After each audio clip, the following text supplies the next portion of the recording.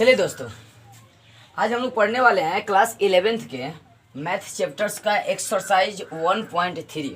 अभी तक हम लोग एक्सरसाइज 1.2 के सारे क्वेश्चन को डीप में समझ चुके हैं। उसके सूत्र, उसके फॉर्मूला, सारे चीज़ को मैंने कवर करा चुका हूँ। अब देखिए, इसमें हम लोग एक्सरसाइज 1.3 में तरह तरह की चीज़ें सीखेंगे। जैसे उपसमुच्चय निकालना सीखेंगे, अंतराल के बीच संख्या को कैसे दर्शाना वो सीखेंगे, घाट समुच्चय निकालना सीखेंगे, सार्वत्रिक समुच्चय निकालना सीखेंगे, कैसे क्या होती है। देखिए, इन सारी चीज़ों को आप यदि अच्छी तरह से समझ जाते हैं, उपसमुच्चय किसे कहते हैं, उचित उपसमुच्चय किसे कहते हैं, अधिक समुच्चय किसे कहते हैं, वास्तविक संख्या के अंतराल कौन कौन होते हैं, घाट समुच्चय किसे कहते हैं, सार्वत्रिक समुच्चय किसे कहते हैं, यदि आप इन सारी बातों को अच्छी तरह से कवर कर लेते हैं, समझ जाते हैं, तो एक्सरसाइज 1.3 जो है ना आपके लिए बहुत सिंपल हो जाएगा। इसलिए गाइस ध्यान देंगे, इन सारी चीज़ों को बेटर से समझेंगे। हो सकता है इस वीडियो में मैं इन्हीं सारी चीज़ों को समझाऊं, लेकिन बेटर ढंग से इसको समझ लेते हैं ना, तो एक्सरसाइज 1.3 आपके लिए बेटर हो जाएगा, बहुत आसान हो जाएगा, सिंपल हो जाएगा, इजी हो जाएगा। इसलिए ध्यान से इस पॉइंट्स को समझेंगे और मैं आपको अच्छी तरह से समझाने की कोशिश करूँगा। चलिए, सबसे पहली बात है, एक्सरसाइज 1.3 में आपको सबसे पहले जानना होगा उपसमुच्चय क्या है। उपसमुच्चय को इंग्लिश में बोलते हैं सबसेट। क्या बोलते हैं? सबसेट। अब ये बात, उपसमुच्चय किसे कहते हैं, उपसमुच्चय क्या है, कोई हार्ड नहीं है। आपका जो चैप्टर सेट है, सेट जिसको हम लोग बोलते हैं समुच्चय। देखिए क्या है उपसमुच्चय। मान लीजिए कि आपके पास कोई सेट ए दिया, ये आपके पास कोई सेट ए है, 1 2 3 लीजिए, और आपके पास कोई सेट बी यहाँ पर ये मौजूद है 1 2 3 4 5 ऐसा। देखिए, इस एग्जाम्पल को यदि आप समझ जाते हैं तो आप उपसमुच्चय का डिफिनेशन, उचित उपसमुच्चय का डिफिनेशन, अधिक उपसमुच्चय का डिफिनेशन, सारे चीज आपका डाउट क्लियर हो जाएगा। बशर्ते इस पर थोड़ा सा गौर करेंगे और इस बात को अच्छी तरह से समझेंगे। ध्यान दीजिएगा, आपके पास कोई सेट ए दिया जिसके एलिमेंट्स है 1 2 3, ठीक है ना। उसके बाद दूसरा सेट दिया बी जिसके एलिमेंट है 1 2 3 4 5, ये सारे एलिमेंट्स है। देखिए, एक खासियत आपको ए का दिखाई दे रहा है कि ए का टोटल एलिमेंट्स बी में मिल रहा है। देख रहे हैं ना, ए का टोटल एलिमेंट्स किस में मिल रहा है, बी में मिल रहा है। तो दोस्तों यही डेफिनेशन होता है उपसमुच्चय का। जब किसी एक समुच्चय का टोटल अवयव दूसरे समुच्चय में मिले, जब किसी एक समुच्चय का टोटल अवयव दूसरे समुच्चय में मिले, जैसे देखिए यहाँ पर ए का टोटल अवयव किस में मिल रहा है, बी में मिल रहा है, लेकिन बी का टोटल अवयव ए में नहीं मिल रहा है, तो ये कहलाता है उचित उपसमुच्चय। थोड़ा सा माइंड लगाकर समझेंगे, याद करने की आवश्यकता नहीं है, बशर्ते समझेंगे और आपका डाउट टोटल चीज क्लियर हो जाएगी। देखिए, यहाँ पर एक चीज आप क्या देख रहे हैं कि एक चीज आप ये देख रहे हैं कि ए का टोटल अवयव बी में मिल रहा है, तो यही आपका क्या कहलाता है उपसमुच्चय। उपसमुच्चय का डेफिनेशन होता है कि जब आपके पास दो समुच्चय दिया हो तो पहले समुच्चय का टोटल अवयव यदि दूसरे समुच्चय में मिल रहा है तो वो कहलाता है आपका उपसमुच्चय, जिसको इंग्लिश में बोलते हैं हम लोग सबसेट। तो यहाँ ए जो है ना बी का उपसमुच्चय, ए क्या है, बी का उपसमुच्चय। अब देखिए उपसमुच्चय को हम लोग कैसे सूचित करते हैं ये बात समझिए। ए का टोटल अवयव बी में मिल रहा है तो हम लिखेंगे ए सबसेट, सबसेट का मतलब उपसमुच्चय, ए सबसेट बी। देखिए, बहुत सारे बुकों में ऐसा भी लगाया जाता है, ये भी लगा सकते हैं, लेकिन आपके बुक में यही लगा है दोस्तों, ध्यान देंगे, ठीक है। देखिए, यहाँ लिखेंगे ए सबसेट बी, ए सबसेट्स बी, ठीक है ना। सबसेट्स का सिंबल ये होता है, ये ध्यान दीजिएगा।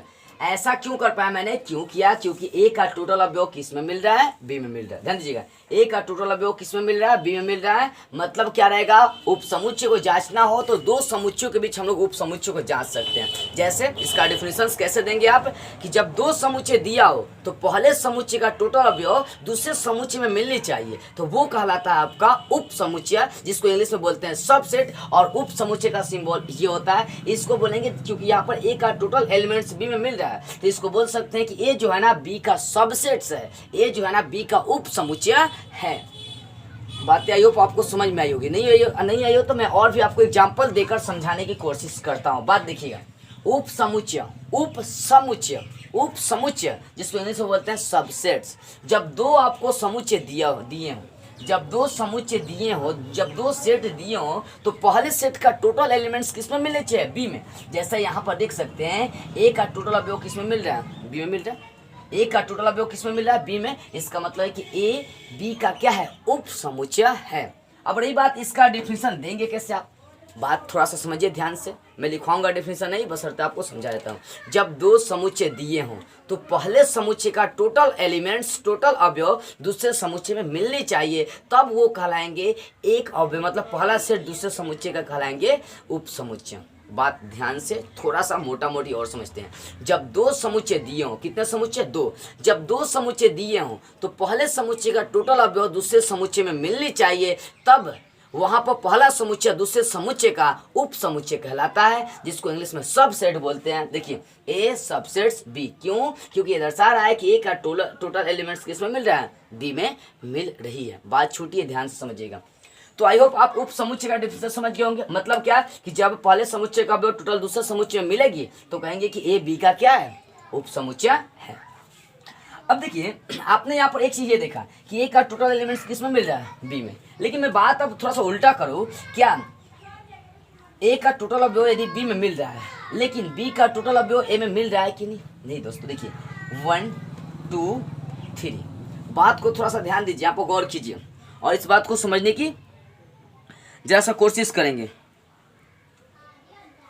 चलिए देखिए यहाँ पर आप क्या देख रहे हैं? यहाँ पर ये देख रहे थे कि अभी ए का टोटल एलिमेंट्स किस में मिल रहा था? बी में। लेकिन बी का टोटल एलिमेंट्स नहीं मिल रहा है। 1 मिल जा रहा है, 2 मिल जा रहा है, लेकिन 3 मिल रहा है ना। लेकिन 4 और 5 ऐसे एलिमेंट्स है जो ए में नहीं मिल पा रहे। दोस्तों बात ये है, अभी तक आपने उप समुच्चय का डेफिनेशन ये देखा कि जब पहले समुच्चय का अवयव दूसरे समुच्चय में मिल जाए, सारे अवयव मिल जाए, तो उसे बोलते हैं कि पहला समुच्चय दूसरे समुच्चय का उप समुच्चय है। लेकिन यहाँ पर ये देखी जा रही है कि पहला का टोटल तो मिल जा रहा है दूसरे में, लेकिन दूसरे का टोटल एलिमेंट्स ए में नहीं मिल पा रहा है।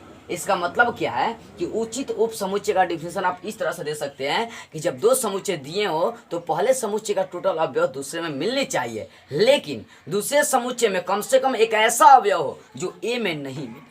कम से कम एक अवयव ऐसा हो जो ए में नहीं मिले। मतलब देखिए यहाँ पर ए का टोटल अवयव बी में मिल रहा है, लेकिन बी में कुछ ऐसे अवयव हो जो ए में नहीं मिल पा रहा है। तो इसका मतलब क्या है? ए बी का उचित उप समुच्चय है, जिसको इंग्लिश में बोलते हैं प्रॉपर सबसेट। यहाँ पर इसको बोल सकते हैं हम लोग अपने भाषा में, यहाँ पर बोल सकते हैं कि ए प्रॉपर सबसेट बी।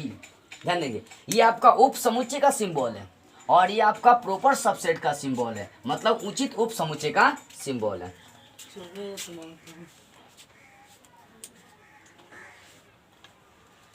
इसके बाद देखते हैं हम लोग। देखिए मतलब ये जो सिंबल है आपका उप समुच्चय का सिंबल है और ये प्रॉपर सबसेट का सिंबल है। दोस्तों ध्यान देंगे, अभी तक बातें मैंने जो आपको बताया वो ये था कि पहले समुच्चय का टोटल अवयव किस में मिल रहा है? दूसरे में मिल जा रहा है, और दूसरे समुच्चय में ऐसे अवयव है जो ए में नहीं मिल पा रहे हैं। इसका मतलब ए जो है ना बी का क्या है? प्रॉपर सबसेट है, उचित उप समुच्चय है। अब रही बात, इसको अपने भाषा में डिफिनेशन कैसे देंगे, कोई हार्ड नहीं है, थोड़ी सी बात को समझेंगे। डिफिनेशन देने का मतलब ये हुआ, देखिए इसका डिफिनेशन कैसे देंगे। जब दो समुच्चय दिए हो तो पहले समुच्चय का टोटल अवयव दूसरे समुच्चय में मिलनी चाहिए, लेकिन दूसरे समुच्चय में कम से कम एक ऐसा अवयव हो जो पहले समुच्चय में नहीं मिले। जैसे यहाँ पर पहले समुच्चय का टोटल अवयव दूसरे में मिल रहा है, लेकिन दूसरे समुच्चय में कुछ ऐसे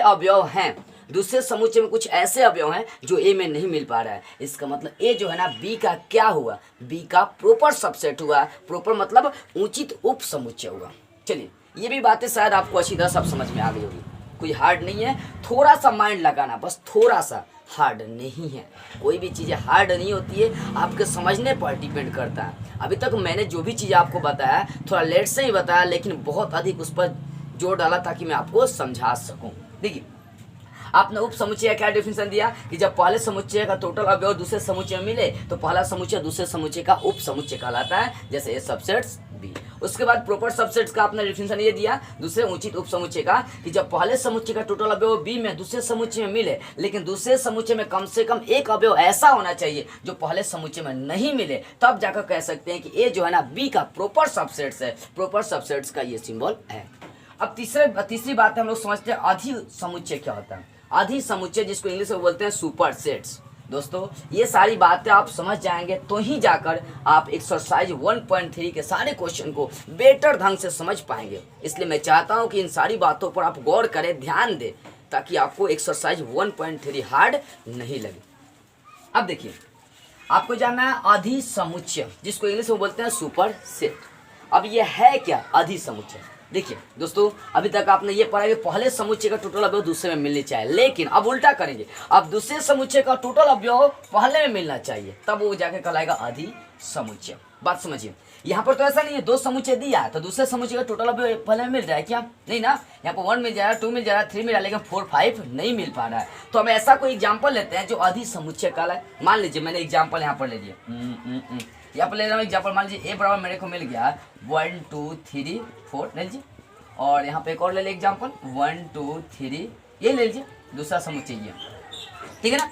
यहाँ पर देखिए एक और ले लेते हैं, यहाँ पर 4 कर देते हैं, 2 समुच्चय मेरे पास, या आप 3 भी करें उससे मेरे को कोई फर्क नहीं पड़ता। चलिए एग्जाम्पल है और आपको समझिए, देखिए मेरे पास पहला सेट ये और दूसरा सेट ये है, ठीक है। तो यहाँ पर देखिए ए का टोटल अवयव नहीं मिल पाया, लेकिन बी का टोटल अवयव किस में मिल जा रहा है, ए में। इसका मतलब क्या हुआ कि ए जो है ना बी का क्या हो गया, अधिसमुच्चय हो गया, अधिसमुच्चय।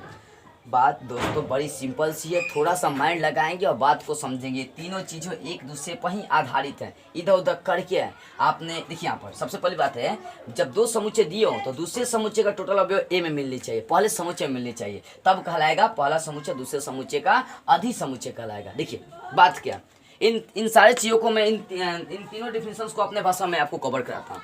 देखिए क्या, जब दो समुच्चय दिए हो, बात समझिएगा ध्यान से, थोड़ा सा गौर करेंगे, माइंड लगाएंगे। यदि मैथ का आपको मास्टर बनना है तो माइंड तो भाई निचोड़ना ही पड़ेगा, बिन निचोड़े मैथ आप हल नहीं कर सकते। देखिए जब दो समुच्चय दिए हो, कितने समुच्चय दिए हो, जब दो समुच्चय दिए हो तो पहले समुच्चय का यदि टोटल अवयव दूसरे समुच्चय में मिल रहा है तो बोलेंगे कि पहला समुच्चय दूसरे समुच्चय का सबसेट्स है। सबसेट्स मतलब उप समुच्चय, पहला डिफिनेशन। अब दूसरा, जब दो समुच्चय दिए हो तो पहले समुच्चय का टोटल अवयव दूसरे समुच्चय में मिले, लेकिन दूसरे समुच्चय में कम से कम एक ऐसा अवयव हो जो पहले समुच्चय में नहीं मिले, तब बोलेंगे कि पहला समुच्चय दूसरे समुच्चय का क्या है, उचित उप समुच्चय है, जिसको इंग्लिश में बोलते हैं प्रॉपर सबसेट। दूसरा डिफिनेशन उचित उप समुच्चय। अब तीसरा, जब दो समुच्चय दिए हो, जब दो समुच्चय दिए हो तो दूसरे समुच्चय का टोटल अवयव पहले समुच्चय में मिलनी चाहिए, तब जाकर बोलेंगे कि पहला समुच्चय दूसरे समुच्चय का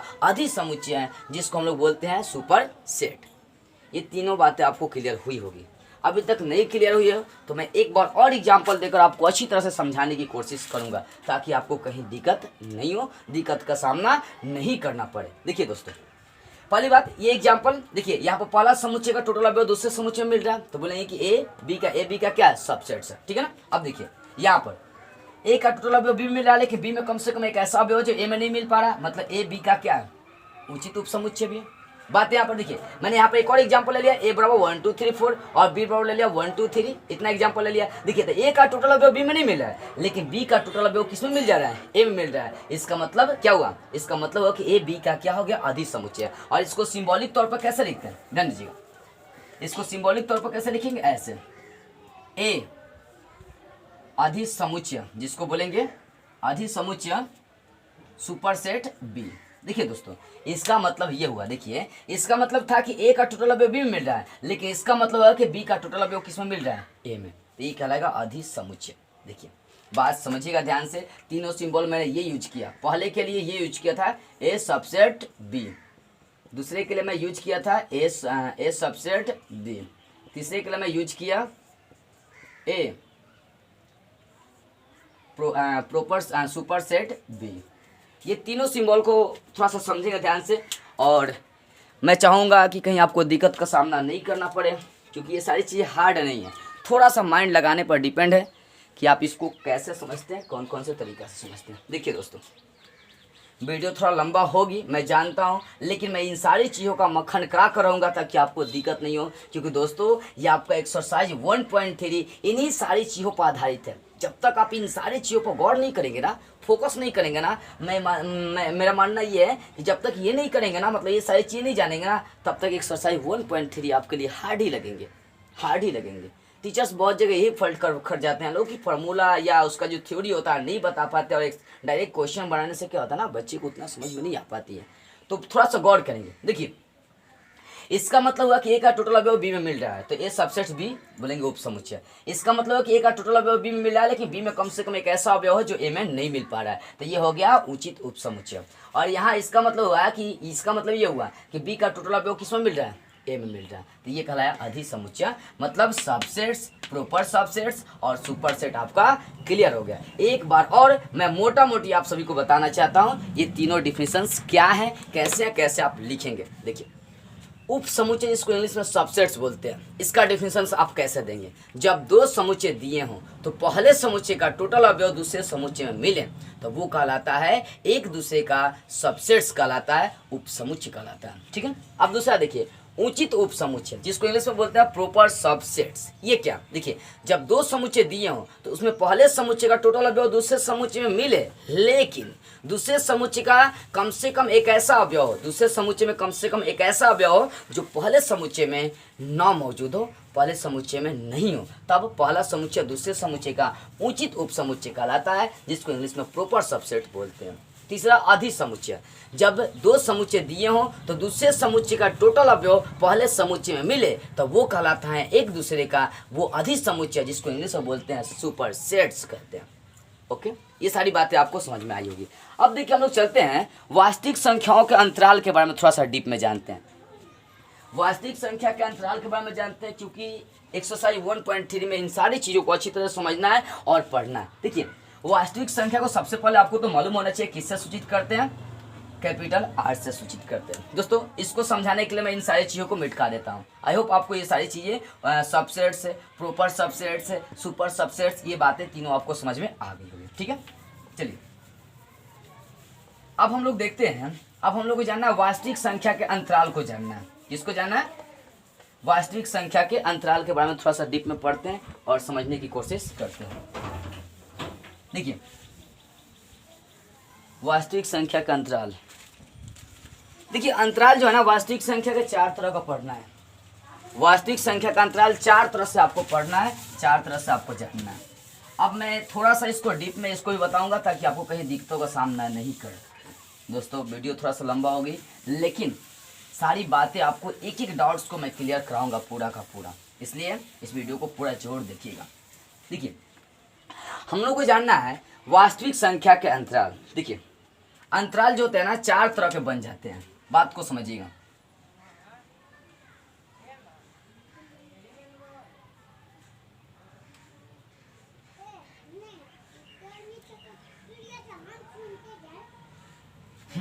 मैं चार तरह का अंतराल बना रहा हूँ, आप लोग ध्यान से समझेंगे थोड़ा सा।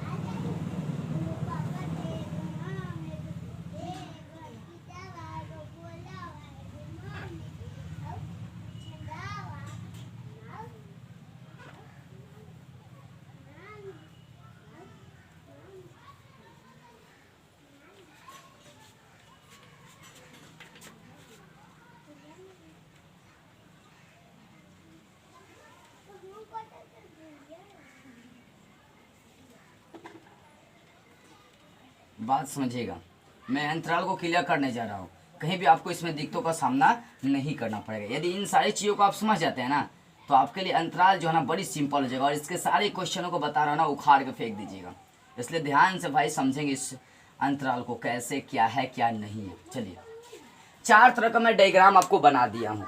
आई होप आपको ये सारी बातें समझ में आ रही होगी और ये चित्र भी आपको दिखाई दे रहे होंगे अच्छी तरह से। देखिए, सबसे पहली बात है कि आप इस चित्र में कुछ अचंभुक चीजें देख रहे होंगे कि मैं कहीं कहीं पूरा का पूरा उसको रंग दिया, जो गोला पड़ा गया उसको पूरा का पूरा रंग दिया, और कहीं कहीं मैं खुला छोड़ दिया। देखिए दोस्तों, इसका भी बहुत बड़ा अर्थ यहाँ पर निकलेगा। देखिए, जो गोला को मैं भर दिया वो हो गया बंद अंतराल, और जो खुला है ना वो खुला अंतराल। देखिए, वास्तविक संख्या के अंतराल के बारे में आपको जानना है, तो अंतराल जो होते हैं ना चार तरह के बन जाते हैं। अब कौन कौन अंतराल होते हैं वो भी मैं लिख ही देता हूँ। ये पहला अंतराल आपका है ये बंद अंतराल, जिसको संवृत अंतराल के भी नाम से जानते हैं। बंद अंतराल ये पहला हो गया, ये पहला। और दूसरा अंतराल आपका ये है, ये दोनों खुला हुआ है, देखिए भरा हुआ नहीं है, तो ये आपका होगा खुला अंतराल। अब यहाँ पर देखिए, यहाँ एक बंद और दूसरा खुला है, तो इसको बोलेंगे बंद खुला अंतराल। क्या बोलेंगे, तीसरा ये हो जाएगा, तीसरा बंद खुला अंतराल। और यहाँ से चौथा देखिए, यहाँ पर पहले खुला हुआ है उसके बाद बंद है, तो इसको बोलेंगे खुला बंद अंतराल, खुला बंद अंतराल। यही 4 तरह के अंतराल होते हैं। यदि आप इन चारों तरह के अंतरालों को समझ जाते हैं ना, आपके लिए क्वेश्चन बहुत सिंपल हो जाएंगे।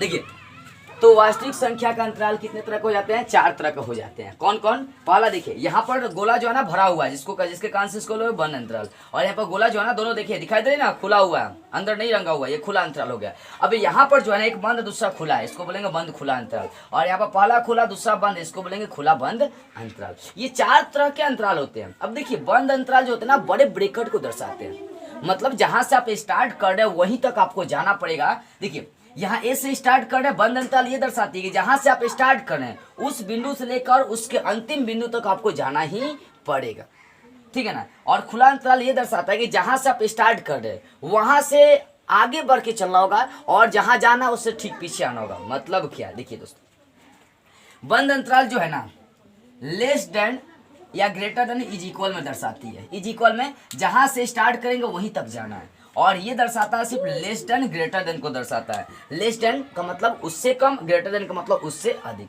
तो ये खुला अंतराल दर्शाता है, और ये वाला जो सिंबल है ना, ये जो आपको less than greater than is equal में जो लग रही है, ये दर्शाता है बंद अंतराल को, और ये दर्शाता है खुले अंतराल को। देखिए, बंद अंतराल को हमेशा हम लोग बड़े ब्रैकेट के अनुसार सूचित करते हैं। बंद अंतराल को जब भी लिखेंगे, क्या लिखेंगे? तो बड़े ब्रैकेट के अनुसार लिखेंगे, लेकिन खुले अंतराल को हमेशा हम लोग छोटे ब्रैकेट के अनुसार यूज करते हैं। बात समझिएगा, मैं आपको अपने भाषा में कवर कराने की कोशिश कर रहा हूँ ताकि आपको कहीं दिक्कत नहीं हो, समस्याओं का सामना नहीं करना पड़े, बस मैं यही चाहता हूँ। देखिए, वास्तविक संख्याओं के अंतराल 4 तरह के हो जाते हैं। पहला बंद, दूसरा खुला, और तीसरा बंद खुला, और चौथा खुला बंद अंतराल। देखिए, बंद अंतराल जो होता है ना लेस देन ग्रेटर देन को दर्शाते हैं, इज इक्वल में बराबर में दर्शाते हैं, लेकिन खुला अंतराल सिर्फ लेस देन ग्रेटर देन को दर्शाते हैं। मतलब अपने भाषा में देखी जाए तो आप जिस बिंदु से चल रहे हैं वहां से लेकर आपको जहां तक जाना है उस बिंदु तक वो बंद अंतराल होते हैं। लेकिन खुला अंतराल क्या दर्शाता है कि आप जिस बिंदु से चलना है उस बिंदु से थोड़ा सा आगे से चलना होगा, और जो आपका अंतिम पॉइंट है उसके ठीक पीछे से चलना होगा, वो आपका खुला अंतराल दर्शाता है। चलिए इसको देखेंगे ध्यान से। जैसे खुला अंतराल है, आपको ए से बी तक जाना है। कहाँ तक? ए से बी तक जाना है। बंद अंतराल की बात कर रहा हूँ मैं, बंद अंतराल ए से बी तक जाना है, तो आप इसको ऐसे लिख सकते हैं ए कॉमा बी, और यहाँ पर बड़े ब्रैकेट डाल देंगे। बड़े ब्रैकेट डालने का मतलब ए और बी जो है ना बंद अंतराल के अनुसार काम कर रहे हैं। इसको आप जानते हैं कैसे लिख सकते हैं? इसको आप लिख सकते हैं एक्स डेट एक्स, या ऐसे नहीं, इसको चाहे तो आप ऐसे लिख सकते हैं a greater than is equal x, less than is equal b. दोस्तों, इसका मतलब क्या हुआ है कि आप चल तो ए से रहे हैं और जाना कहाँ तक? आपको बी तक जाना है। यहाँ पर लेस देन इज इक्वल लगा है, बराबर, ध्यान देंगे। मतलब ये जो बड़ा ब्रैकेट है ना, ये इज इक्वल में आता है। लेस देन इज इक्वल चाहे ग्रेटर देन इज इक्वल, नीचे उसके बराबर का सिंबल ऐसा लगता है, ऐसा बराबर का सिंबल लगता है, ध्यान दीजिएगा।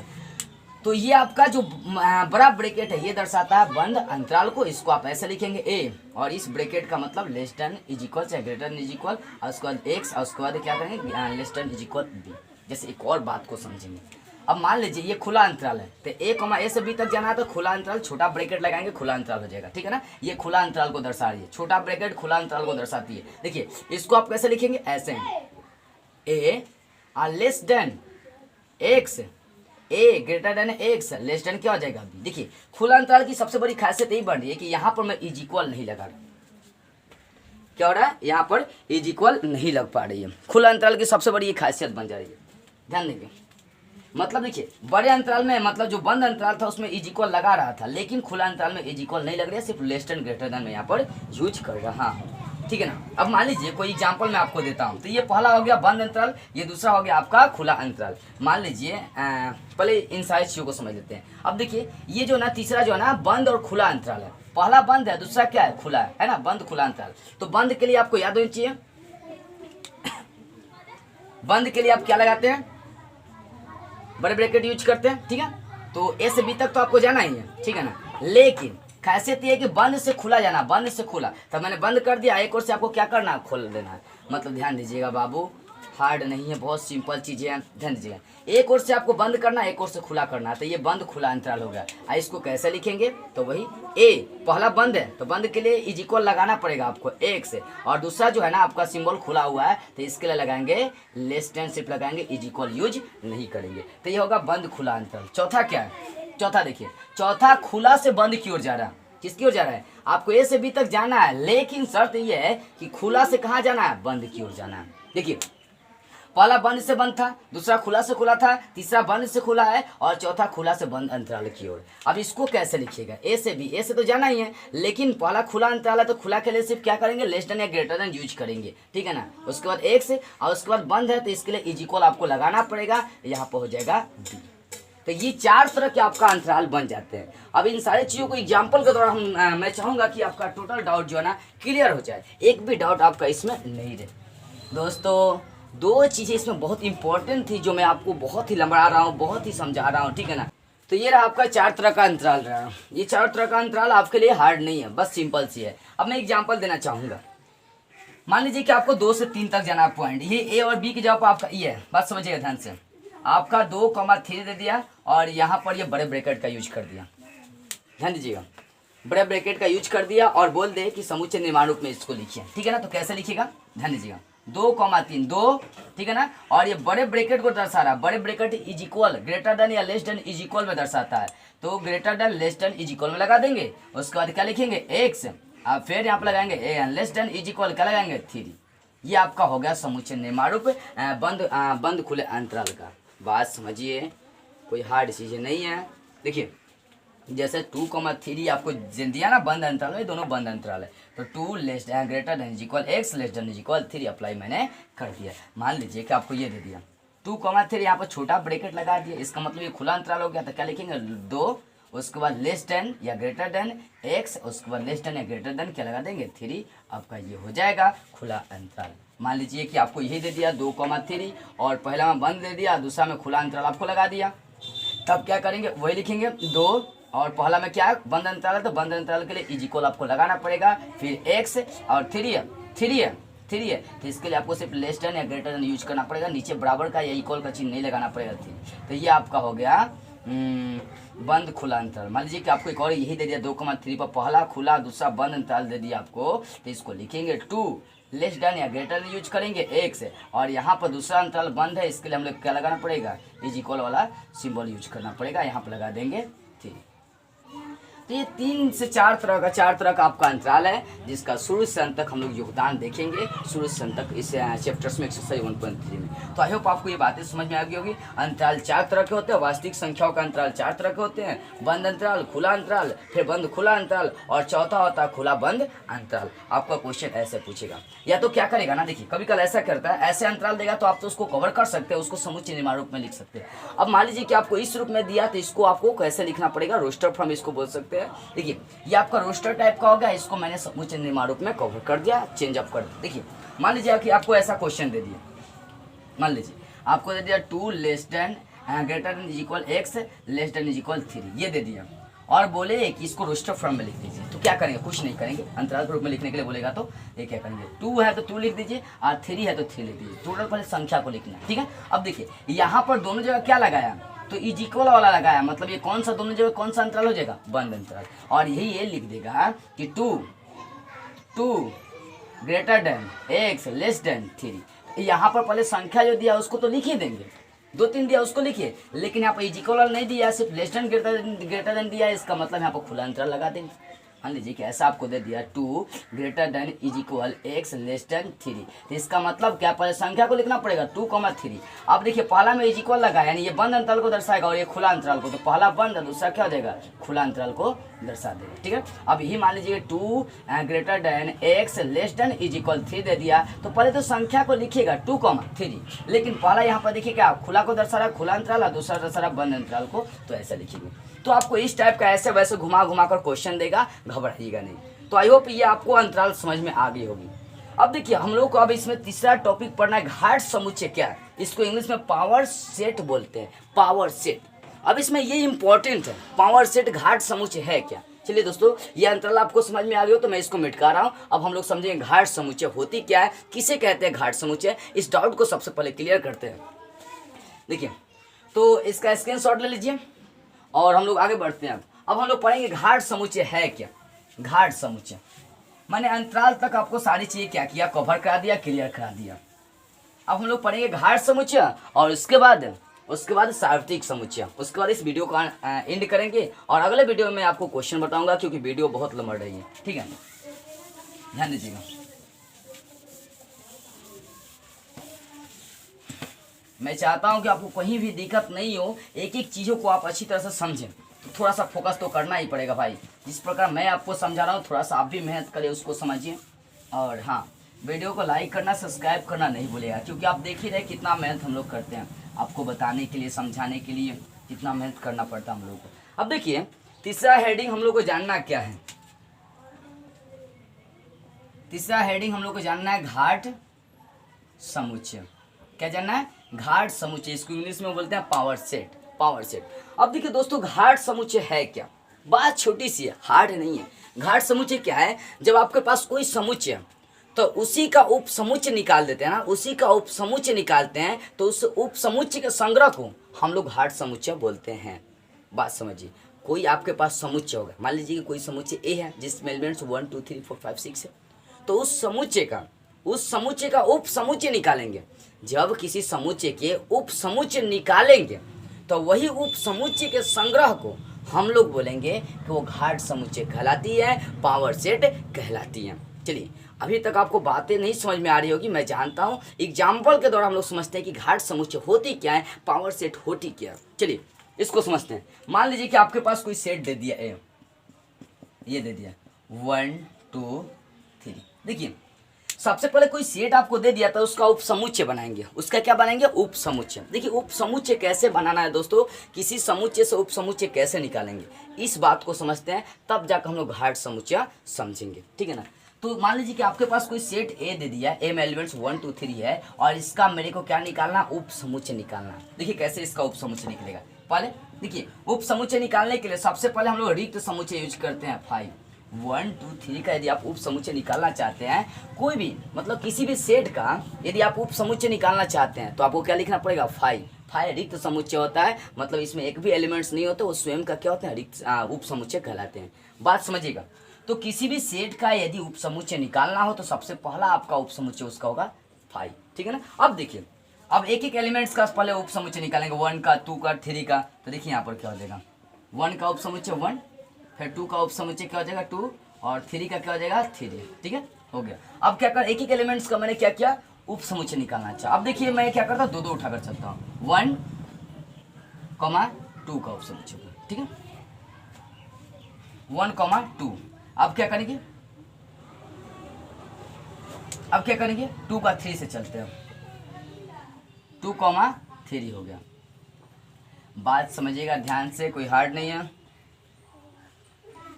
ठीक है ना। 5 उठा लिया, 1 का उठा लिया, 2 का उठा लिया, 3 का उठा लिया। अब दो एलिमेंट्स का हम लोग उठाते हैं।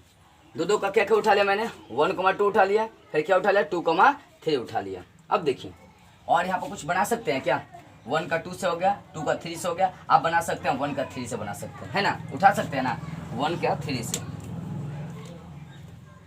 1 3। ठीक है। अब क्या कर सकते हैं? अब तो कुछ नहीं कर सकते हैं, अब तीनों एलिमेंट्स आप उठा सकते हैं, 1 2 3। तो इनके टोटल है, यानी एक एक अवयव का मैंने क्या किया, इनके सारे अवयवों का मैंने समुच्चय निकाला, समुच्चय बनाया। तो इसी समुच्चय उप समुच्चय के संग्रह को हम लोग जानते हैं क्या बोलते हैं? इसी को हम लोग बोलते हैं घाट समुच्चय। ध्यान दीजिएगा, मैंने यहाँ जो समुच्चय दिया उसका उप समुच्चय निकाला। पहले 5 लिखा, ठीक है ना। उसके बाद एक एक अवयव का मैंने क्या किया? उप समुच्चय निकाला। फिर दो का मैंने किया, 1 का 2 के साथ, 2 का 3 के साथ, 1 का 3 के साथ मैंने करके क्या किया? उसका उप समुच्चय निकाला। फिर तीनों एलिमेंट्स का साथ में उठाकर मैंने उप समुच्चय निकाला। बात समझिएगा, हार्ड चीज़ें नहीं, बहुत सिंपल है, बस अगर समझने पर डिपेंड करता है कि आप इसको कैसे समझते हैं और कितना लेकर चलते हैं। देखिए मैंने क्या किया, मेरे पास कोई सेट ए दिया है, तो उस समुच्चय, सेट मतलब समुच्चय कोई दिया है, तो मैंने उस समुच्चय का क्या किया? उस समुच्चय का मैंने उप समुच्चय निकाल दिया। तो उसी के उप समुच्चय का ये जो टोटल संग्रह बन रहा है, यही कहलाता है घाट समुच्चय। एक और एग्जाम्पल देना चाहूँगा मैं आपको। मान लीजिए कि आपके पास कोई समुच्चय क्या है, ये दे दिया 2,3 दे दिया, और बोले कि इसका घाट समुच्चय निकालिए। तो कैसे, सबसे पहले इसका उप समुच्चय निकालेंगे। क्या निकालेंगे, कैसे निकालेंगे? तो सबसे पहले आपको तो फाई देना ही पड़ेगा, फाई देना पड़ेगा। फिर एक एक का निकालेंगे उप समुच्चय। 2 का निकाल दिया, फिर 3 का निकाल देंगे, हो गया। उसके बाद क्या करेंगे, तो 2 उठाएंगे। तो क्या उठा सकते हैं 2 में 2,3, और तो उठा नहीं सकते, पलट तो नहीं सकते, बना तो नहीं सकते ना। तो यहाँ पर यानी जो आपका समुच्चय का उप समुच्चय निकला, इसी के टोटल संग्रह को, टोटल मिलाएंगे, इसके संग्रह को, कलेक्शन को हम लोग बोलते हैं घाट समुच्चय। बात समझिएगा। यहाँ से मैं ऑब्जेक्टिव क्वेश्चन 2-3 आपको निकलवाने की कोशिश करूंगा, ठीक है ना। देखिए क्या है घाट समुच्चय। घाट समुच्चय है क्या, इस बात को समझिए। घाट समुच्चय जब किसी समुच्चय के उप समुच्चय निकालते हैं, तो उप समुच्चय के संग्रह को, उप समुच्चयों के संग्रह को हम लोग बोलते हैं घाट समुच्चय, पावर सेट्स के नाम से जानते हैं। अब देखिए घाट समुच्चय को हम लोग, ये आपका घाट समुच्चय होगा, इसको पीए से सूचित करेंगे। घाट समुच्चय को मतलब सेट का पावर निकाल दिया, घाट समुच्चय निकाल दिया। तो घाट समुच्चय को किससे सूचित करते हैं, पीए से सूचित करते हैं। यहाँ पे लिख सकते हैं पीए, घाट समुच्चय को पीए से सूचित करते हैं। अब मान लीजिए ये तो आप समझ गए कि जब कोई समुच्चय दिया तो उसका उप समुच्चय निकालेंगे, और उन उप समुच्चयों के संग्रह को हम लोग घाट समुच्चय कहते हैं। ये बात क्लियर हो गई। अब आपको कहीं ऑब्जेक्टिव क्वेश्चन दे दे कि ये सेट ए है, तो इसके घाट समुच्चय कितने हो जाएंगे। यदि आपका समुच्चय ये है तो इसके घाट समुच्चयों की संख्या कितनी हो जाएगी। आप तो निकाल कर देखेंगे, तो यहाँ पर निकालेंगे 3 है तो 8 होगा, लेकिन मैं इसका सिंपल सा फॉर्मूला बता रहा हूँ, आपको ध्यान दीजिएगा। यदि आपके पास कोई घाट समुच्चय है तो इसका फॉर्मूला होता है 2n। घाट समुच्चय की संख्या निकालना हो तो इसका फॉर्मूला 2 क्या लगाएंगे, n लगाएंगे। n क्या है, तो समुच्चय में अवयव की संख्या। मान लीजिए इसका निकालना चाहते हैं, ये आपका, इसका मैं निकालना चाहता हूँ कि आखिर इस घाट समुच्चय में कितने अवयव होंगे, कितना मतलब उप समुच्चय होंगे। ध्यान दीजिएगा। तो घाट समुच्चयों की यदि संख्या निकालना होगी, कितनी घाट समुच्चय उसमें आ रही है, तो क्या करेंगे, सबसे पहले देखेंगे इसमें उस सेट में कितने एलिमेंट्स है, 1 2 3 3 एलिमेंट्स है। तो मैं यहाँ पर लिख दूंगा 2 टोटल कितना, 2 का क्यों कितना हो जाएगा 8। देखिए इसका मैंने निकाला था, कितना समुच्चय निकला, देखिए यहाँ पर 1 2 3 4 5 6 7 8, 8 है ना। इसमें घाट समुच्चय कितने आ गए, 8 आ गए। मान लीजिए कि इसका मेरे को निकालना है घाट समुच्चय, क्या करेंगे, पी बराबर 2 की अप्लाई कर देंगे, n करेंगे। तो 2 इसमें अवयव कितने हैं, 2 कितना हो गया, 4 हो गया। देखिए इसका कितना निकल गया समुच्चय, 4 निकला। देखिए तो ये होता है घाट समुच्चय की सिर्फ संख्या निकालना होना ऑब्जेक्टिव में, तो इसका हम लोग यूज करते हैं। इस बात को समझिएगा। देखिए यही फॉर्मूला हम लोग चलते हैं उप समुच्चयों की यदि संख्या निकालना हो। उप समुच्चय, अभी तो मैंने घाट समुच्चय निकाल बताया, तो यही घाट समुच्चय निकालने का फॉर्मूला उप समुच्चय कहलाता है। जैसे पूछे कि इसमें कितने उप समुच्चय बनेंगे दोस्तों, तो मैंने बताया ना कि उप समुच्चय के संग्रह को ही हम लोग क्या बोलते हैं, घाट समुच्चय बोलते हैं। जब कोई आपको सेट दिया है तो उस सेट का उप समुच्चय निकालेंगे, और वही उप समुच्चय के जब कलेक्शन कर देंगे, संग्रह बनाएंगे, तो वो कहलाएगा घाट समुच्चय। यदि उप समुच्चयों की संख्या निकालना हो तो यही फॉर्मूला अप्लाई करेंगे 2n। यदि इसमें मैं पूछूंगा उप समुच्चयों की संख्या कितनी हो जाएगी, तो अब 3 है, 2 का मतलब कितना हो गया 8, यानी इसमें उप समुच्चयों की संख्या कितनी हो जाएगी, 8 हो जाएगी। इन सारी छोटी छोटी बातों को आप ध्यान में रखिएगा। मैं एक बार और बताना चाहूँगा कि घाट समुच्चय है क्या। घाट समुच्चय है क्या, देखिए घाट समुच्चय जब कोई आपको समुच्चय दिया है तो उस समुच्चय का उप समुच्चय निकालते हैं, और वही उप समुच्चय के संग्रह को घाट समुच्चय पावर सेट के नाम से जानते हैं। घाट समुच्चय को हम लोग पीए से सूचित करते हैं। यदि घाट समुच्चय के अवयवों की संख्या निकालना हो तो क्या करेंगे, 2n फॉर्मूला अप्लाई करेंगे। n मतलब जो समुच्चय दिया उसमें अवयव कितने हैं, यही फॉर्मूला उप समुच्चय की संख्या निकालने में अप्लाई करते हैं। तो आई होप ये सारी बातें आपको समझ में आ गई होगी। अब हम लोग देखते हैं चौथा पॉइंट, सार्वत्रिक समुच्चय। आप यदि ये समझ जाते हैं तो आपका एक्सरसाइज 1.3 के सारे क्वेश्चन, सारे डाउट क्लियर हो जाएंगे। एक भी चीज़ आपको नहीं बचने वाले हैं। तो थोड़ा सा दोस्त गौर करेंगे और इस बात को समझेंगे, इस बात को समझिए थोड़ा सा गौर करके। देखिए मैं इसको मिटाना चाहूँगा। अब हम लोग को अंतिम पॉइंट पढ़ना है सार्वत्रिक समुच्चय। इसको समष्टीय समुच्चय के भी नाम से हम लोग जानते हैं, समष्टीय समुच्चय। ध्यान दीजिएगा, सार्वत्रिक समुच्चय, सार्वत्रिक समुच्चय, सार्वत्रिक समुच्चय, सार्वत्रिक समुच्चय, इसको बोलते हैं यूनिवर्सल सेट। सार्वत्रिक समुच्चय को यू से सूचित करते हैं, कोई हार्ड चीज नहीं। देखिए क्या, जब किसी समुच्चय को, इसको डिफिनेशन मैं बता रहा हूँ, सार्वत्रिक समुच्चय को यू से सूचित करते हैं। इसको इंग्लिश में यूनिवर्सल सेट के नाम से हम लोग जानते हैं, ठीक है ना। इसको समष्टीय समुच्चय भी कहा जाता है। देखिए सार्वत्रिक समुच्चय होता क्या, सार्वत्रिक समुच्चय मतलब एक ऐसा समुच्चय होता है, सार्वत्रिक समुच्चय एक ऐसा समुच्चय होता है जो जो सारे समुच्चयों का एक उप समुच्चय होता है। बात समझिएगा, हार्ड नहीं है।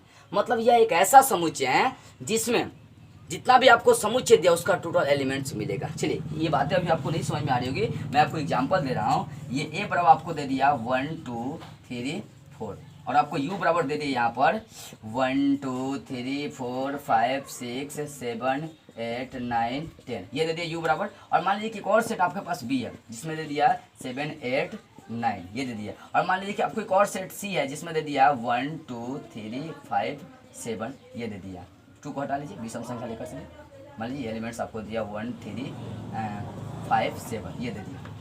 देखिए दोस्तों, मैंने जितना भी समुच्चय लिया हो ना ए बी सी, इसका टोटल एलिमेंट्स यू में मिल रहा है। मतलब यू जो है ना, यानी मतलब ये जो ए बी जो भी समुच्चय है इसका टोटल एलिमेंट्स किस में मिल रहा है? यू में मिल रहा है। मतलब क्या ना, ए बी सी सब इसका क्या है? यू का उप समुच्चय है।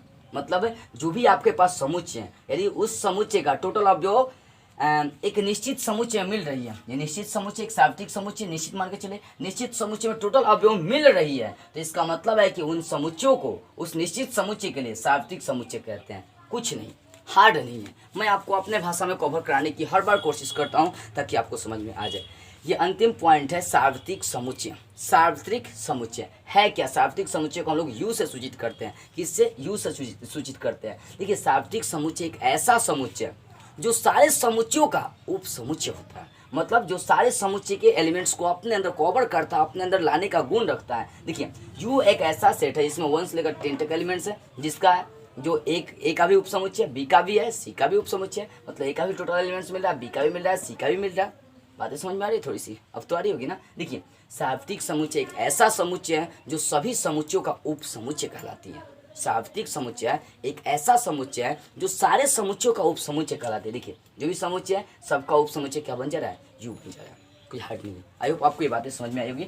सार्वत्रिक समुच्चय किसे कहते हैं? सार्वत्रिक समुच्चय मतलब समुच्चयों का टोटल क्या होता है? उप समुच्चय कहलाती है। अब देखिए, अब बातें हम लोग क्या क्या जान गए। सबसे पहले हम लोग जाने इस वीडियो में, सबसे पहली चीज़ हम लोग जाने कि उपसमुच्चय, अधिसमुच्चय, उचित उपसमुच्चय, ये सारी बातें हम लोग कवर किए। उसके बाद अंतराल के बारे में जाने, उसके बाद घाट समुच्चय के बारे में हम लोग जाने, और ये अंतिम पॉइंट चली थी सार्वत्रिक समुच्चय। आई होप आपको ये सारी बातें समझ में आई होगी।